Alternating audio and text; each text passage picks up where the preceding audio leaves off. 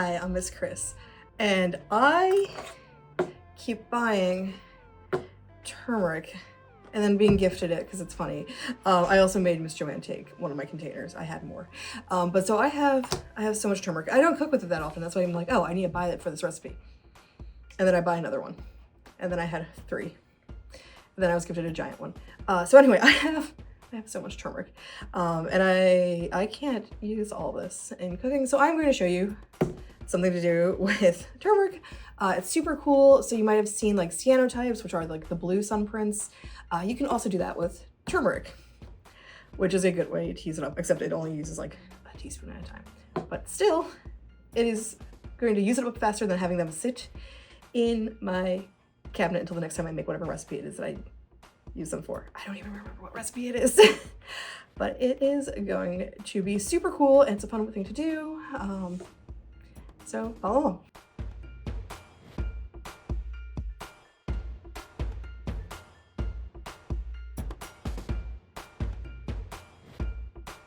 Place a coffee filter inside of a container that you don't use for food. I'm using a pint-sized soup container. Add about a tablespoon of turmeric. I'm breaking up the clumps so that it mixes better, and then folding over the edges of the filter so that there's room below it to actually filter through it. Then pour about a half a cup of rubbing alcohol through the filter. I'm kind of eyeballing it, so it might be closer to a cup. Since this will react with any type of light, not just UV light from the sun or the little like nail salon machines. I'm storing it in a dark closet while the alcohol filters through. This will take longer than brewing coffee, but less than an hour. I kind of put it in there and left it and then checked on it in an hour, so don't have an exact time. I'm wearing gloves for this part because the turmeric will stain everything, my hands, the paper, any Tupperware that you put something curry, anything that has turmeric in it.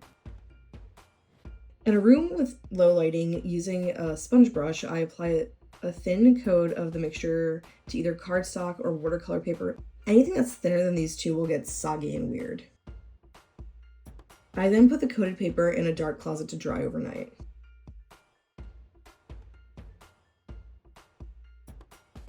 The next day, I am arranging flowers from our garden and being mindful not to layer it too thickly. You want to be able to see the outlines of the shapes of the flowers because you're not going to have like the fine details, because otherwise it looks like a big blob. I'm pulling leaves and petals off to make them thinner and arranging them where I want them.